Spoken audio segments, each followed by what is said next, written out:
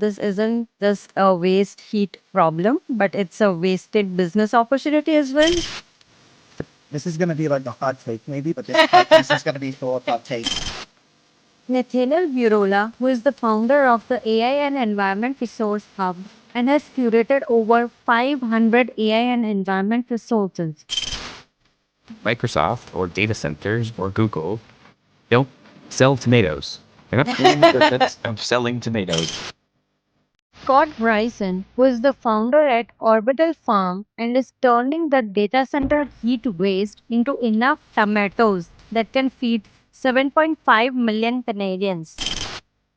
So, are we about to witness the world's first AI water wars where countries compete to either attract or repel these thirsty data centers? I'm doing a couple queries and I'm just evaporating an entire bottle of water just to cool that processing. Yeah. AGI is meant to solve climate change, but will our taps run dry before we reach there?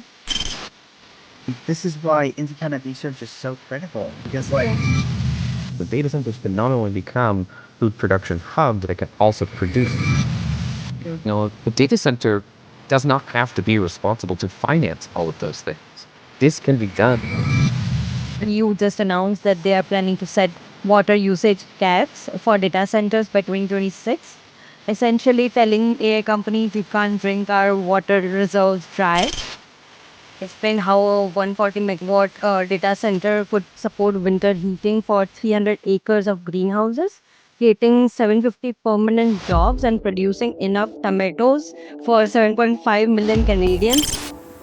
But one thing that stood apart was the honesty and transparency of Google, which reported. And we have 8,500 data centers around the world today. Water is one of the scarcest resources and will become a major scarce resource. If you are not utilizing your waste heat, that means you are evaporating water. The ChatGPT query requires nearly 10 times as much electricity to process a Google query. You could reduce the cost of those tomatoes by 15 to 17% in just calculating.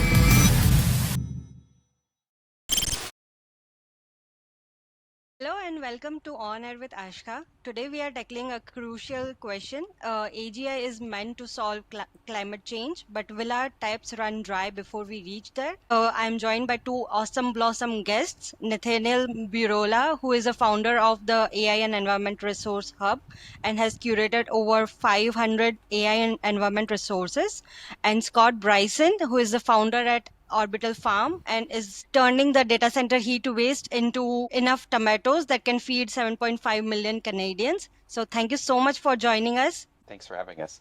happy to be here.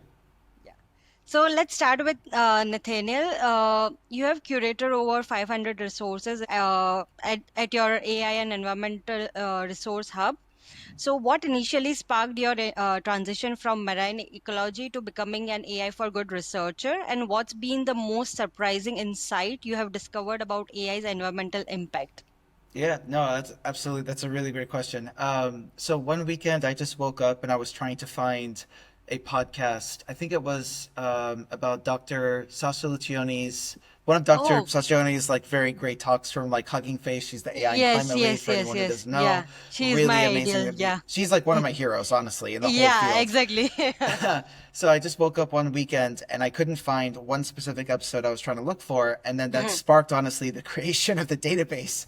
So Okay. fast forward 7 to 8 months later, the database like evolved into its like own thing. I've had researchers, policymakers, educators, everyone just reach out about it. This is great. And then that's the funny story. And then the more serious story is that I saw the federal government taking AI seriously in like a lot of federal procurement processes. And that was not just at like, for example, EPA, where I used to work. This was across the entire swath of federal agencies. Yeah. And so Yes. if something as like bureaucratic and as large as the federal government is taking AI seriously, you know there's going to be a true monumental shift in how we work, how we play, how we live in society. So that was the two main causes of the switch over.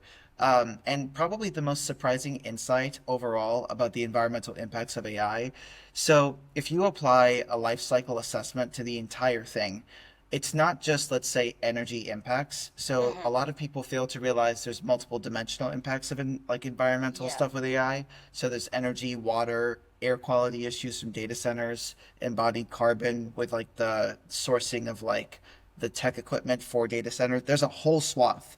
And so that was part of my mission, was to help like broaden the knowledge gap in those areas and also talk about AI for good applications. So Yeah, that's a very interesting story. And so, coming to you, Scott, in your LinkedIn, you describe Orbital Farm as building closed loop systems with the potential to produce vaccines, medicines, hydrogen, energy, and food on a global scale using water, CO2, and electricity as primary resources. So, how do you see AI transforming these circular systems, and what's the most exciting AI application for sustainable infrastructure that you are currently exploring?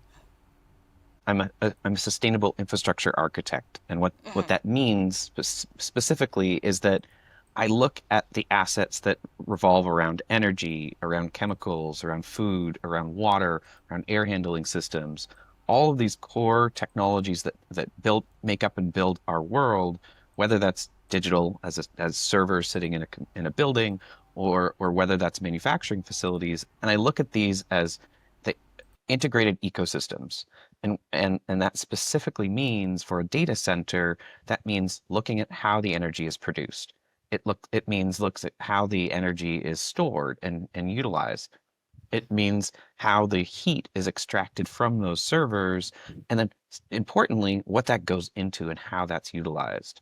And so the way that we have developed data centers in the past, up until really just recently, has been this very linear systems, and it's not just data centers; it's all of our industrial ecosystems. Yeah. And we look at these systems and how we finance them, the scale of these facilities, and we only look at this singular asset.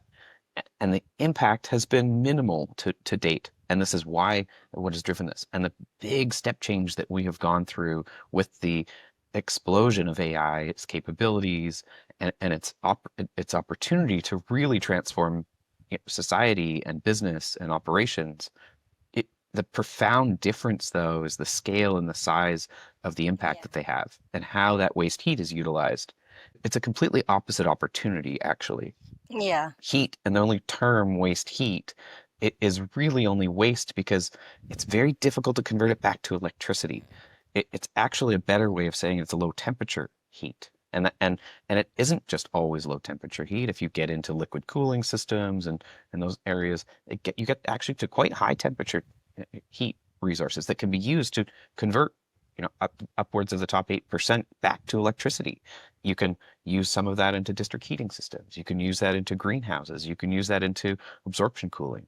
And we have to think about our ecosystems in a vastly different way of these industrial assets. And so my work is really focused around financing, around engineering and designing these large scale systems to really make and go from what today is a huge water footprint and a major problem into something that creates an abundance of water. If you pair these things correctly, you could capture more water than is necessary to cool these systems. So data centers can not only become food production hubs and resources and energy and heat resources, but they can also produce fresh water in extreme heat locations if you design them correctly. And you don't have to invent anything new. We have all of these technologies today. Yeah, yeah, So that's how I approach these. yeah, that's a very interesting take. And so, since you brought this up about the waste heat utilization, so you recently posted that data centers don't have to be job deserts and explained how a 140 megawatt data center could support winter heating for 300 acres of greenhouses, creating 750 permanent jobs and producing enough tomatoes for 7.5 million Canadians annual tomato consumption. Is this heat recapture model being seriously considered by major AI companies? And what's preventing the wider adoption of these enough tomato producing approach or circular approaches? Because it seems very interesting theoretically, but like what's happening on the ground? Yeah, it's a really good question. So, that was an exercise that I went through that really Hmm. helped catalyze and really helped humanize and understand well, what is actually the opportunity here? What is the potential Yeah. impact that these can have? It's really important to always bring things back to contextual understanding when talking about large, big systems. So I took a 140 megawatt scale data center. There's a 140 megawatt data center here in Canada that has the intention of pairing it together with greenhouses. It's currently been built as a data center, and they don't have greenhouses alongside it yet. And they wish to, and they wish to have the integration, and they put in heat exchanger rooms, and they put in liquid cooling systems to enable that, but the actual greenhouse implementation hasn't been done. And so I went through an exercise and said, well, let's take a look at how would you size a greenhouse system to support this. And when you're sizing heating requirements for greenhouses, what you do is you take the coldest day of the year and you take the maximum heating requirement to be able to support that. And that would be how many natural gas boilers you would put in to that greenhouse that would burn natural gas and create that amount of energy to be able to heat that facility. And so if you take that methodology and you take a look at a crop like tomatoes, we've got a lot of tomato Yeah, yeah, greenhouses of in, course. in That's Canada. one. Yeah, yeah, It could be anything. yeah. There's a greenhouse not far from Toronto here that grows papaya and guava, and they're Mm-hmm. going to start to grow dragon fruit soon. It doesn't Yes, have to be a yes. tropical greenhouse, but Uh-huh. tomatoes. Mm-hmm. Canadians eat a lot of these. And if you took a look at that, 140 megawatts of heat, which gets produced every hour while the data center is operating, and you take the coldest day of the year, that's somewhere between 110 and 300 acres of greenhouses, depending on the height of the greenhouse and depending on the technology you're using. So at the 300 acres of greenhouses to be able to support that at a 1-to-1 conversion ratio. So that's not taking account into any losses of heat in that situation. So if you could co-locate those greenhouses right beside it and didn't have to run it through a district heating system, for example, that would be able to support that entire heating requirement on that coldest day of the year. What that Mm-hmm. means is that there's about 2.5 acres of employees per acre of greenhouse in Ontario Mm-hmm. today. So 300 acres of greenhouses is 750 jobs.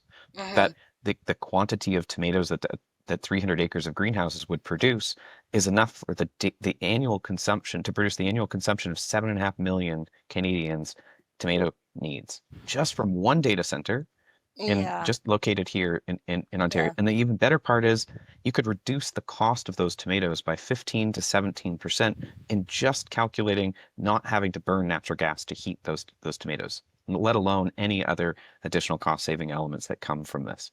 And so you really have an Yeah. ability to create hundreds of jobs, local food production, Mm-hmm. the ability to stop utilizing fresh water that would otherwise just be evaporative cooling that data center and be able to reduce the cost by a significant amount at a wholesale price to grocery stores at a reduced cost for those products and improve the environmental footprint across both assets, both the data center and your greenhouse production. And so this is just an example, but it's Yes. reflective of the scale that we Yeah. have. And we have 8,500 data centers around the world Yeah. today. Yeah. And Imagine the scale if we, yeah, scale it across all the data centers that we have. Yeah. you got it. And so why your question was more about Mm-hmm. why is this not being done? Yeah, What is that exactly. inhibitor? And and Yeah. and there's some pretty simple answers. One, Microsoft or data centers or Google Mm-hmm. don't sell tomatoes. They're not in the business of selling tomatoes. They're not in the business of growing food. And so Yeah. this is a really important fact because they don't consider how they're being utilized. The Mm. people that run energy projects don't finance data centers. The people that finance greenhouses don't run data centers or energy projects. And so Mm-hmm. what we have is a financial system and structure that is set up in silos that works to finance each individual asset class. And we do that to advantage the underlying investors into those funds so they can create a diversified portfolio of energy investments and agriculture investments and data center or AI investments. And they want to have that diversification. But this leads and continues us in a systemic linear economy structure. And so Mm. really at the core of what the challenge becomes is how do we finance these Mm. infrastructure assets? And it doesn't have to be Yeah. the whole thing. It's Mm. really the catalytic capital at the beginning when you're Yeah. designing and siting the facility.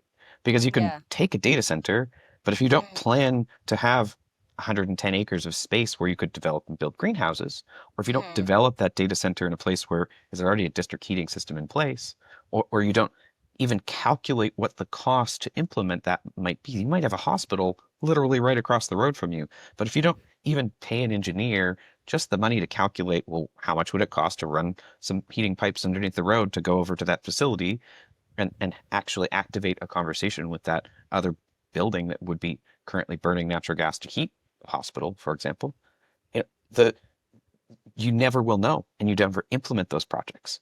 And so it Mm, really takes not that much money, but it mm, takes it in that early design phase of where you're mm, siting and building.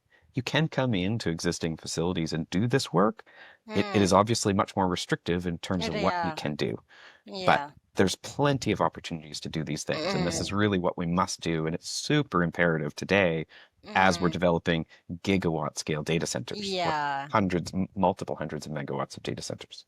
Yes, yes. So, to me, this isn't just a waste heat problem, but it's a wasted business opportunity as well for the AI companies. Since you mentioned the stats that it can be turned into a viable business, so it is definitely a lost business opportunity. You represented this idea at the World AI Summit as well, right? So, how was I the did. response from the investors and other folks apart from the AI companies? It was excellent. In fact, the AI companies were a bit confused at me being there, but it was very clear. They're like, "Well, but Yeah, you're not an makes app," sense. and and the response back is, "Well, every single one of you requires to be on a data center. You don't Yeah. exist." I was at Consensus and speaking with Mhm, blockchain mhm, technologies, and the same thing, mhm. and was met with Yeah. this. Well, it's funny that you're here. Why are you here? And it's well, every single person that is at this event, every single company that's here requires data centers. And and Yeah. and I want to go back to one other point that you said it is a massive opportunity to Mhm, utilize this what mhm, today is a wasted resource. But mm. on the other side of that coin, it's actually a major risk for existing assets. And the reason is because customers demand sustainability. Mm. This is not Yeah. just this is not just politics at playing games be going back and forth between whether we value climate or not. The reality is water is one of the scarcest resources and will Yeah. become a major scarce resource. If you Yeah. are not utilizing your waste heat, that means you are evaporating water. If you are Mm. not if you're not actually putting that to good use, you know, it is a major problem. And what you risk as an asset owner is that you get deprioritized in in a number of years because the scale of the new data centers coming on board will mean that you don't need to use older legacy data centers that are more expensive, that are going to be running less efficiently, that aren't going to be using the best GPUs. And if you as a data center owner are not designing this into your system today, forget about regulation. Microsoft, Google, Amazon, Meta all have zero water footprint, zero carbon emission calculations. Their blockchain and Bitcoin calculation systems that only want to hold assets that have on their ledger that they were not Mm. they were generated sustainably. And so Mm. this is a risk for asset owners that own data centers that are not entering into this situation. They may have a stranded asset, just like if you happen to own a coal power plant today in one of the G7 countries, you know, Yeah. the asset is going to be stranded. We're no longer going to be generating power from coal power in these countries. And so that's the risk if you don't enter into these situations. And Yes, yes. Completely agree. As per OECD research, water footprint or water consumption of AI data centers has been classified broadly into scope 1 and scope 2, right? So your model, this heat recapture model saves the scope 1 consumption of water and directly impacts the water footprint of the data centers. So it's really a wasted opportunity, as you mentioned. So, since we are talking about these stats that you came up with, like just using one pilot data center, we have been seeing these kind of alarming headlines about AI's energy consumption, with some estimates suggesting like making an AI image with generative AI uses as much energy as charging your phone, or a ChatGPT query requires nearly 10 times as much electricity to process a Google query. So, from your research, how accurate are these comparisons, Nathaniel, for you? And for Scott, as you have been working towards sustainable infrastructure for many years, what benchmarks should we actually be using to measure AI's energy usage? Since you brought up valuable stats, so these are the questions for both of you. Who goes first? Okay. No, Grant. So that's a very great question to like ask, especially like I've seen that statistic being quoted like all over the headlines, no matter like Yeah, who's talking, what organization. It's been so yeah. fascinating trying to essentially debunk that like Hmm. fact. So I recently did a LinkedIn Live on the AI and energy landscape, like literally last Saturday. So in this LinkedIn Live, I had like a slide that directly talked about like the stat query about like does like a ChatGPT query require nearly 10 times as much Yeah. electricity? So the answer is that it's important to note that energy consumption can vary based on the specific AI model that you're talking Yeah. about, the type Yes. of AI task that you are running. Because, for example, a lot of folks don't realize that you can run different AI tasks. Like, there was a study that came out of Hugging Face quite recently in Hmm. association with a couple of universities. They looked at different AI tasks from like running a simple text based prompt all the way to text to video. And then the energy consumption metrics like were like off the scale depending on what type of task you logged. Hmm. So a lot of people don't realize that it's not all the same. Every Hmm. task like carries a different like Yeah. essentially like an amount of energy that corresponds to that. Hmm. And then also in a lot of cases, we don't know what's under the hood, quite literally, for Yeah. like a lot of these Exactly. energy models. Yeah. I think what's very fascinating about this is, and I went into a lot of detail about this, about like comparing, for example, DeepSeek with Hmm. like, let's say GPT-4. Like the Hmm. reason why DeepSeek had when it came out, like it created like ripples in the AI movement community. I Yes. think Yeah. Nvidia lost like Lord knows how much in terms of Yeah. stock. I was just like, this is an example of how ridiculous the stock market is. Like y'all just lost like billions of dollars. Yeah. But that being said, like I think a lot of people like in the US like saw DeepSeek as like a direct challenge where like we are Hmm. throwing billions of dollars quite literally Yeah. into Yeah. compute. Literally. We have this mentality where it's like, the bigger is better like Yeah. approach The with AI scaling models, laws. the Yeah. scaling Yeah. law, quite Yeah. literally. And then Yeah. you have DeepSeek that comes out and it's just like, hold up, wait, y'all trained DeepSeek on a Yeah. fraction of like the compute, energy, Yeah. and infrastructure. Hmm. Granted, how accurate those claims are with DeepSeek, I also Hmm. admitted this in my presentation.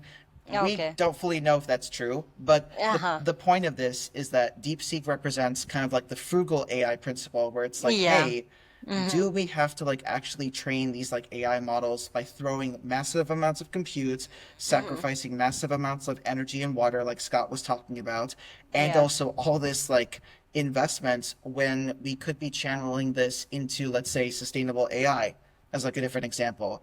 I'm yapping on too much about this, but I'll close by saying that Yeah. it depends on also like who you ask. So Yeah. I found one of the reasons why I love LinkedIn and following like thought leaders like Scott, for example, or Hmm. yourself, is because you get to see like hot takes from researchers. Yeah. So I included a post from Dr. Sasha Lucioni from Hugging Face again, and Uh-huh. she debunks like, the 3 watt ChatGPT theory.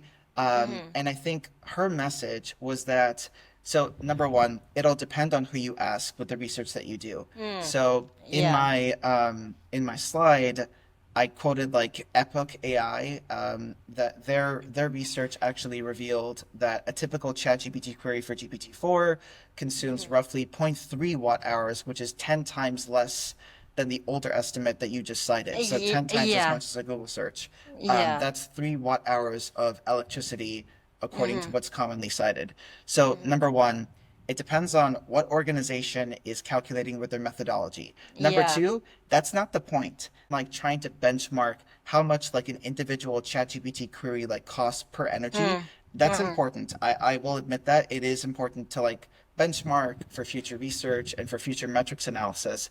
But Hmm. we should be focusing on promoting sustainable AI principles in the broader community and making Hmm. sure that these big tech companies, they are like, this is going to be like a hot take maybe, but this podcast is going to be full of hot takes. I did not realize like how much like the big tech companies, like they don't do a really good job of like publishing all the data that they need to in order for Mm, the AI and environment community to stop just like we are quite literally at the estimate level for like mm. all of this, like water, energy. Some tech companies publish more data than others. Okay, it's true. I think Meta publishes more data for environmental impacts than like Google or whatever, but Yeah, yeah. also at the same time, the point of this is that we are stuck at the estimate level when we Mm-hmm. should be at the like quantifiable metric based level where we're like we have a global standards based framework. This is Yeah. like the commonly cited resource for a ChatGPT query. Mm-hmm. And it's just so frustrating for me to see that. So again, it depends on who you ask. We should not be focusing obsessively so much about what a Yeah. single ChatGPT query costs. Yeah. Rather, we should be focusing on promoting sustainable AI like principles across the entire like broader movement. I'm sure maybe Scott has a different take on it, but that's just my personal opinion. Yeah, makes complete sense. And before we get to Scott, since you mentioned about this transparency, AI Yeah, transparency or data center transparency, so I was working on my AI nutrition label project. yeah, I examined a lot of AI model cards and system cards for environmental transparency, and I found that most companies either don't report exact environmental stats, as you pointed, like Meta did up to some extent, or they point to data center sustainability blogs of the companies that they are using. So on the sustainability commitment blogs, some companies either reported vague progress on their sustainability goals or did not even mention their progress. They just like, okay, this is our goal by 2030, we will do this, that, stuff like that. Just like a child would try to hide their low exam scores in a subject by either not mentioning them or embellishing the discussion with unrelated high scores in other subjects. So that's the kind of scenario that I saw with the sustainability blogs.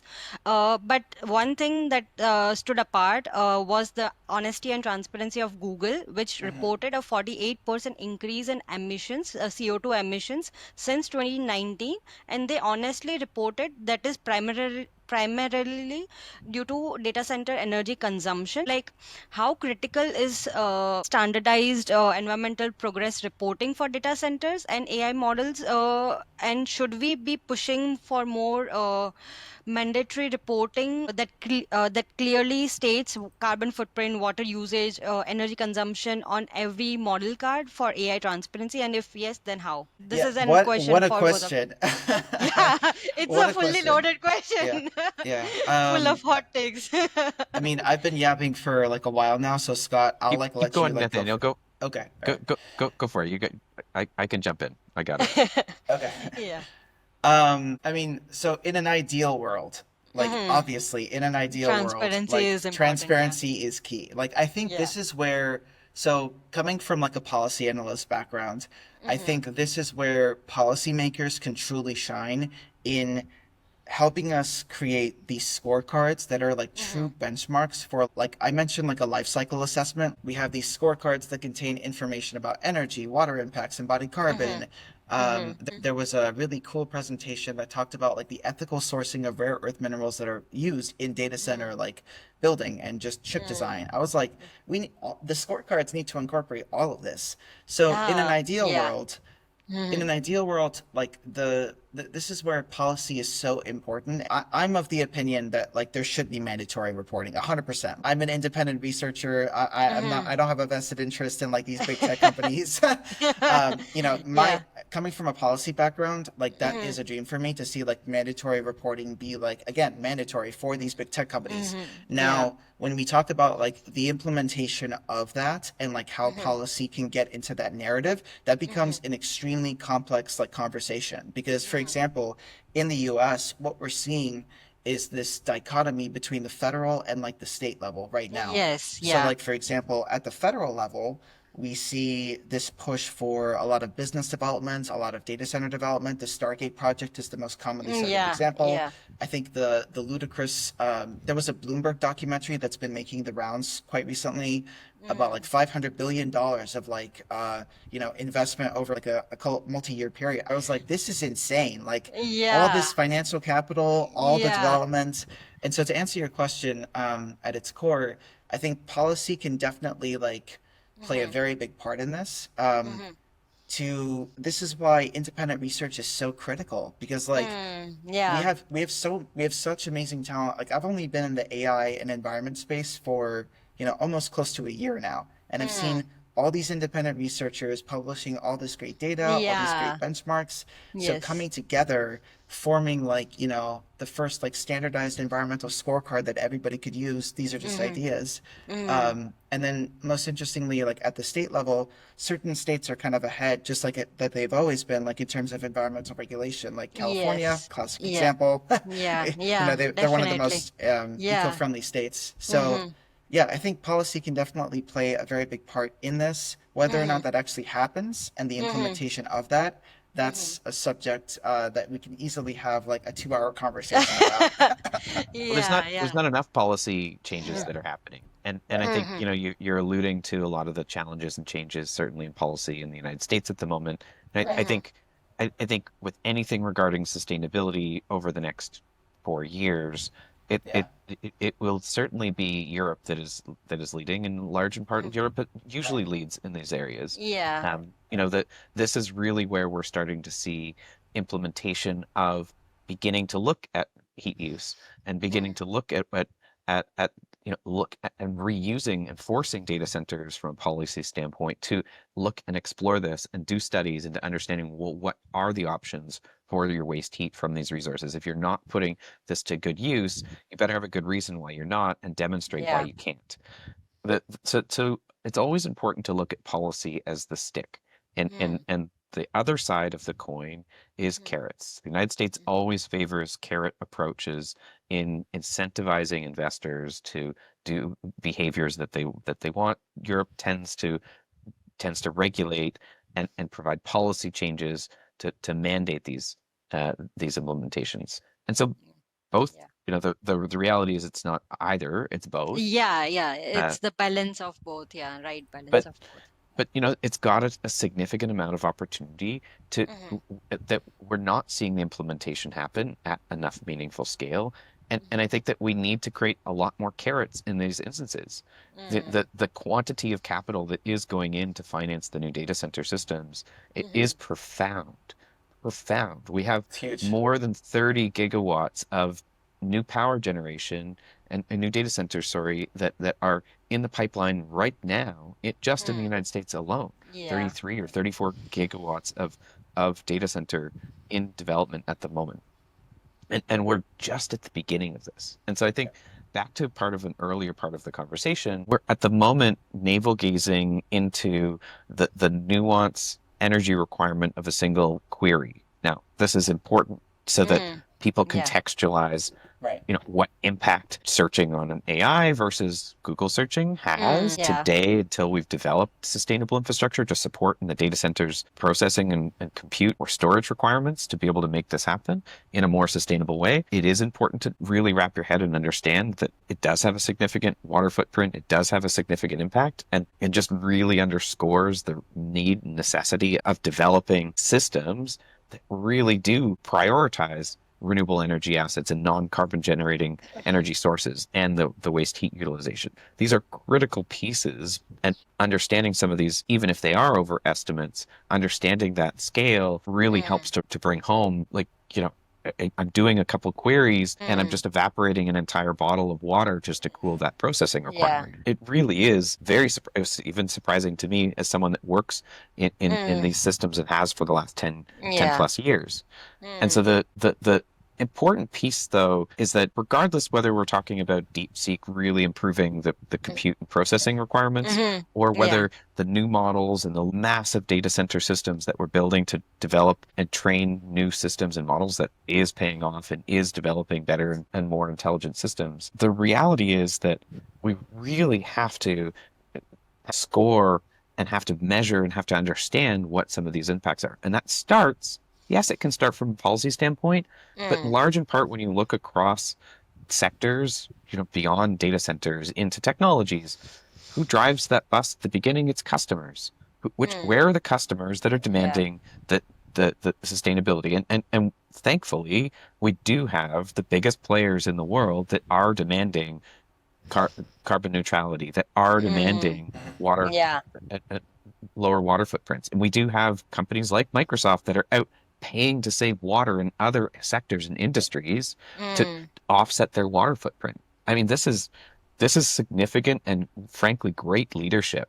And what we mm, need to see is that end users that are utilizing the platform, the companies that are utilizing Copilot and systems and utilizing OpenAI and utilizing Anthropic systems, we need to see the customer and the companies demand more from yeah. the platforms to start beginning disclose. And if we don't put those signals out as Mm, consumers, as mm, businesses, and demand mm, that of our platforms that we're doing, mm. they're not in turn going to pass that on, those requirements on the prioritization on to the data centers. Yeah. So it's And I, really oh, sorry, go ahead. critical. Jump in. I was going to really quickly. I know this is such a fascinating question. I was going to add two things to what Scott was saying. So number one, Mm-hmm. I think so. What I've also been seeing like a lot of is that in the kind of discourse right now about like who's exactly to blame, the environmental impacts like of AI when it comes to like, demonizing like a particular like party or group of people, whatever. I think it's also important to acknowledge that the big tech companies, yes, they are responsible for, they want to implement like, Gen AI into like everything that they do and they want to build all these Yeah. data centers. But on the Yeah. flip side, like I've had conversations with sustainability folks that work at these big tech companies Mm, and they are doing like a lot of great work, like yeah. 100%. Like I fully, Yeah. like I think part of why there is as much conversation right now is because of the fact that like a lot of these big tech companies have put out like sustainability reports. Like for example, you just acknowledged that Google, I think I read that as well, like Google Mm, said like, hey, actually our carbon emissions are actually going up because we are mm, implementing Gen AI into everything. It's yeah. something that we're working on. And then Scott Mm-hmm. also just mentioned Microsoft purchasing of, we're going to fill in this aquifer because we're using all this water for data centers. We fully acknowledge that, but we're trying to offset that. So there is a lot of work to be done in, Mm, promoting better transparency, better tracking, better metrics. But I think it's also important to acknowledge that a lot of the good sustainability work that has come so far is mm, that a lot of big tech companies are also investing yeah. into the flip side when it comes Mm, to promoting, the greener aspects of their technology. Now, mm. for example, if you're investing $100 billion into data center development, should you be investing the equal amount into sustainable AI development? 100%. Let's have that And conversation. yeah, You know what I but mean? that's not But it's not. what's Yeah, exactly. happening. Like Yeah. I think there's The, also. the Go ahead. the important part though, Nathaniel, is that the realization, the critical piece for entities, for hyperscalers, for these Right. companies to understand is they don't need to invest all of this capital. What they Mm, need to Right. do is they need to site their facility. What they need Right. to do is they need to do Right. the feasibility study and engineering work of saying, hey, this is possible. We're building our infrastructure. We're investing in a gigawatt data center. We have to invest in the energy to power this. So you have to develop new power generation to meet the power demands. But then all of this waste heat utilization, whether that's a district heating system or greenhouses Right. or cooling systems or CO2 capture systems or water capture systems or water desalination systems, all of these are possible. The data Right. center does not have to be responsible to finance all of those things. This Right. can be done in contracts with other investors and other companies, and it should be entire ecosystems that are mm, Right. being catalyzed by this. And this yeah. is a really critical part that it's not just data centers. This is the circular economy mentality shift. It is that Mm, you need to set up systems for success.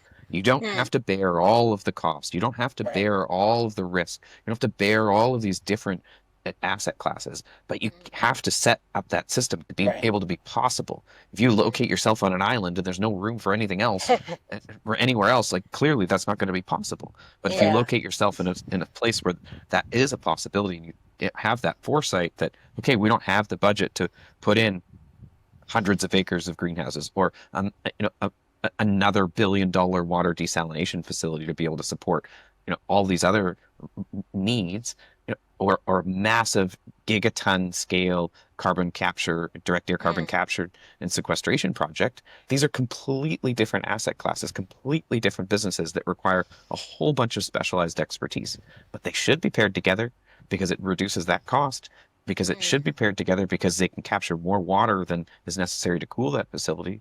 They Yeah. should be doing this, but not carrying that financial burden. And this is a really important leap that all businesses, all industrial processes really struggle to get over that gap. Yeah, that's a really like good I guess I didn't think about like the cost effective way of like sharing sharing the financial burden quite literally like with partnerships. I think that that's what I've seen also on the big tech company side is that they are partnering a lot with various like different organizations to do all this great research. It's just interesting because like in a lot of the discourse that I've seen on like, you know, LinkedIn groups and like discussions I've had with people, there also is this like moral argument in play like that a lot of folks have raised on the big tech company side like, hey, if you're investing all this technology into like AI development, then you should be the one to carry that cost like fully.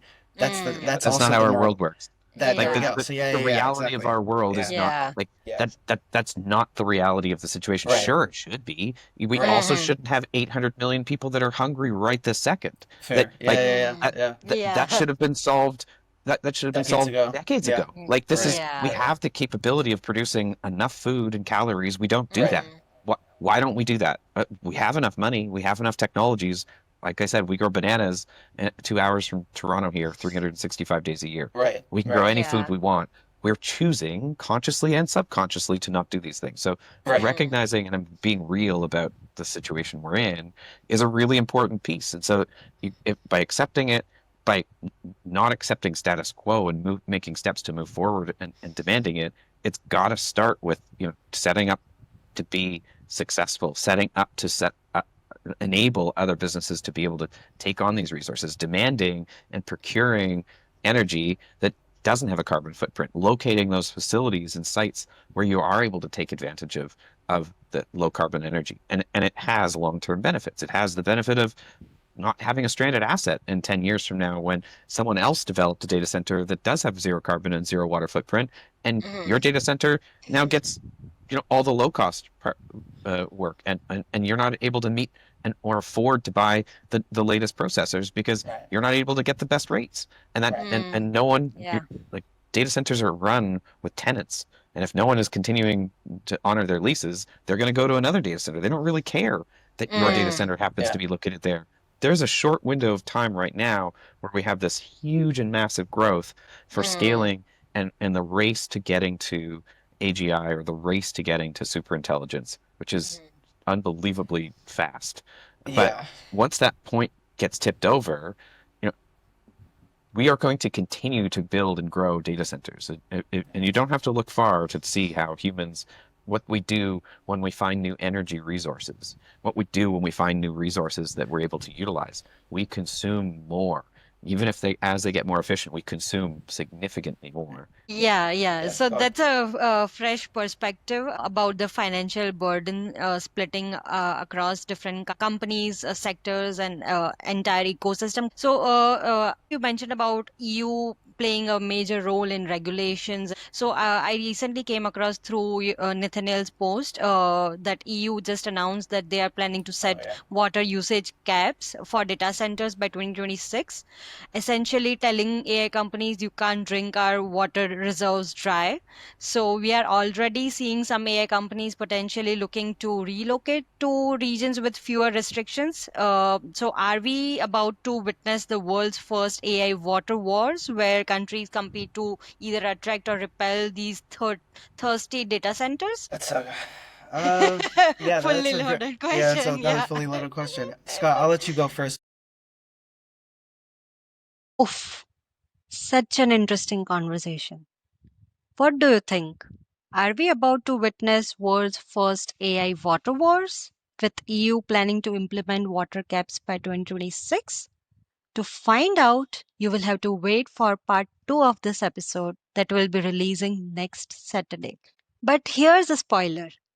We are doing some space travel, essentially exploring lessons from NASA towards building a greener and sustainable AI. So stay tuned, my fellow AI enthusiasts, because you might get a compelling answer to your question: why are my utility bills or electricity bills skyrocketing these days? Until then, please do like, share, comment, subscribe, and hit the bell icon to make the YouTube algorithm happy. and help us build an informed community that is excited about AI's benefits while staying aware of its risks. This is Ashka signing off for now. Let's ride these airwaves again soon.